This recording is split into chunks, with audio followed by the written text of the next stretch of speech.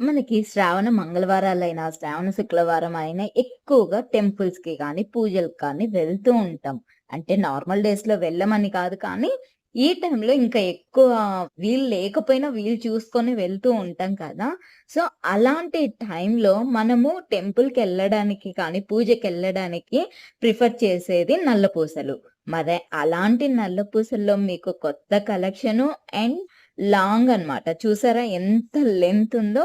So, ఎక్కువ short అనేది daily యూజ్‌కి prefer చేస్తారు. బట్ ఇలాంటి పూజలకి ఎక్కువ లాంగే ప్రిఫర్ చేస్తారు కదా!